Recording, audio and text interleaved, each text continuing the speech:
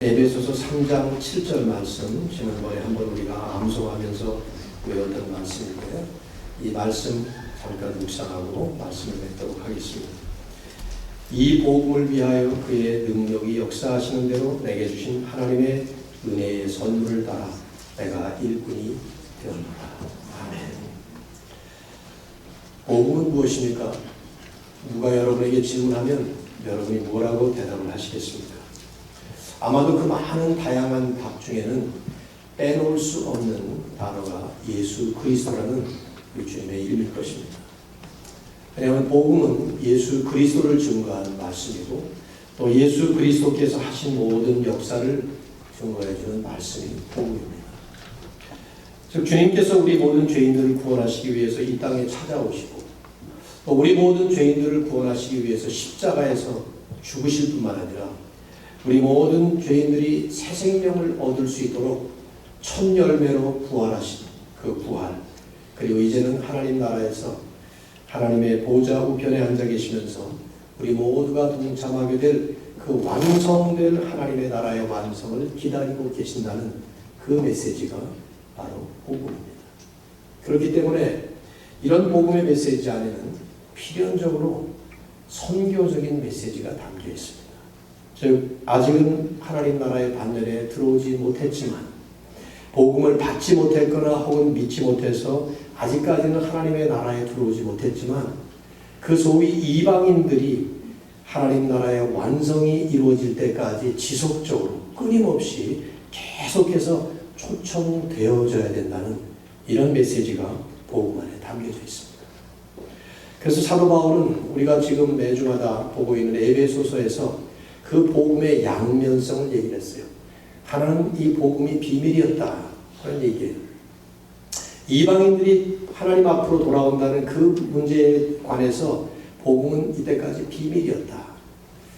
왜냐하면 예수님이 오시기 전까지는 이 복음 안에 담겨져 있었던 이 비밀스러운 진리가 다 나타나 있지 않았습니다. 그래서 유대인들은 오해했어요. 자기들만 구원받은 것으로, 아브라함의 백성이라는 생각으로 자기들에게만 구원이 주어진 것으로 착각했습니다.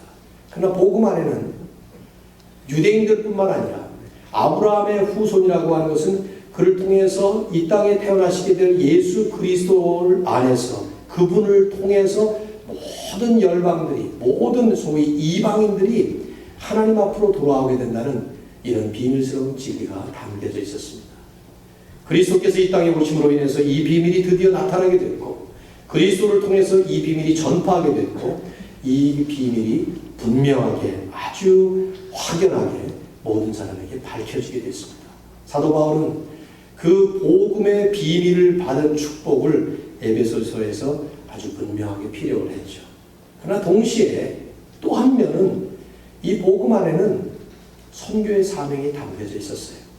비밀스러운 진리를 받았기 때문에 당연하게 따라오는 그런 결과였을 겁니다. 바울은 오늘 본문인 7절과 8절 속에서 이 복음과 선교적 사명을 연결합니다. 이 복음을 위하여 그의 능력이 역사하신 대로 내게 주신 하나님의 은혜의 선물을 따라 내가 일꾼이 되었노라. 그러면서 그 일꾼된 목적을 다음 절에 곧바로 설명을 하죠. 모든 성도 중에 지극히 작은 자보다 더 작은 나에게 이 은혜를 주신 것은, 즉 복음의 비밀을 받은 게 은혜라는 거예요. 어떤 사람들도 몰랐던 그 비밀을 그리스도를 통해서 알게 됐다는 것이 은혜라는 거예요. 그런데 그런 은혜를 내게 주신 것은 나 혼자만 구원받고 나 혼자만 감사하고 나 혼자만 감격에 빠진 것이 아니라 그 목적은 측량할 수 없는 그리스도의 풍성함을 이방인들에게 전하게 하시기 위해서.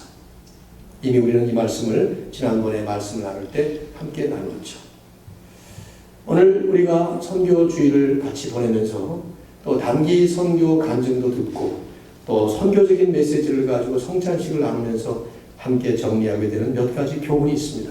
우리 자신들에게 적용한 교훈이 있단 말이죠. 첫째는 우리는, 즉 그리스도인들은, 구원받은 하나님의 백성들이 된 그리스도인들은 그리스도의 능력과 하나님의 은혜로 인해서 이제는 하나님의 일꾼이 되었다 하는 것입니다. 우리가 기억할 교훈이에요. 우리는 그리스도의 능력과 하나님의 은혜로 인해서 이제는 하나님의 일꾼이 되었다. 오늘 본문에서 바울이 말하죠. 그의 능력이 역사하시는 대로 그리스도의 능력이 내게 주신 하나님의 은혜의 선물을 따라 하나님의 선물처럼 우리에게 베푸신 은혜입니다. 내가 일꾼이 되었노라. 무능력한 우리가 그리스도의 능력으로 그리고 공로가 전혀 없었던 우리 죄인들이 하나님의 은혜의 선물을 통해서 이제는 영광스러운 하나님의 복음을 전하는 일꾼이 되었다 하는 것입니다.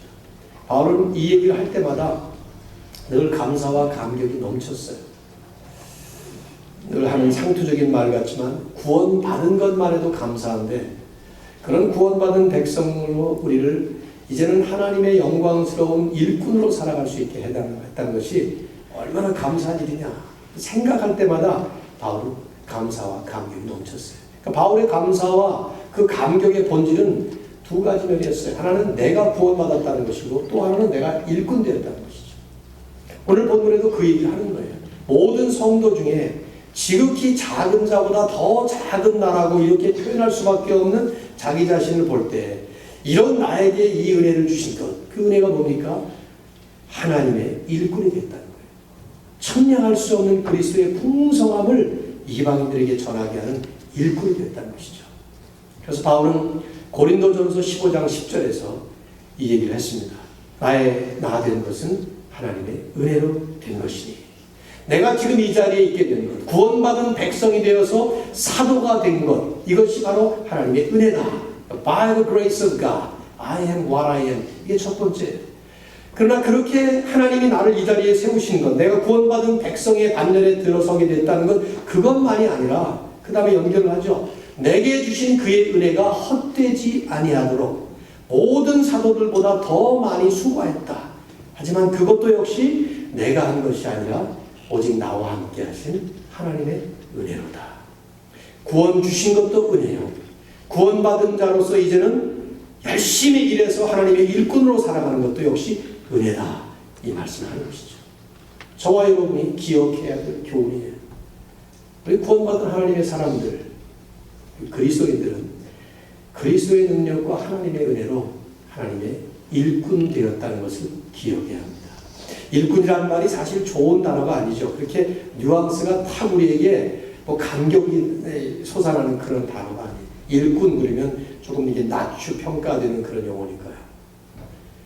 사실 헬라어로도 그런 뜻이었어요. servant라고 하는 말, 노예라는 뜻인데 이 말이 얘기하는 것은 그 직분을 받은 사람을 비하시키려고 사용한 것이 아니라 그분이 섬기는 주인을 강조하느라고 이 단어를 쓴 것입니다.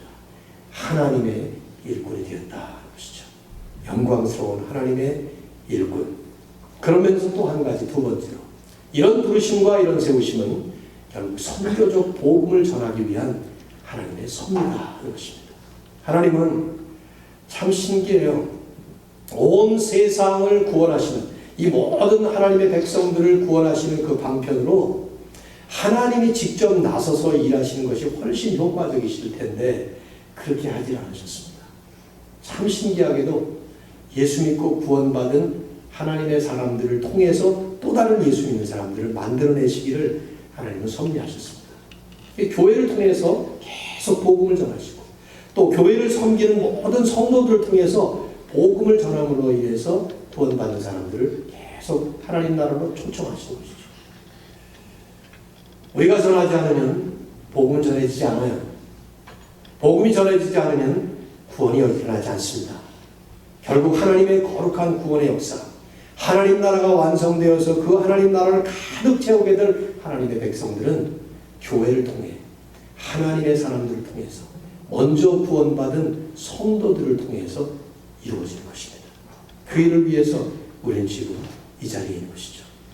그런 의미에서 선교가 빠지면 교회는 교회로서의 존재 의미가 없어집니다.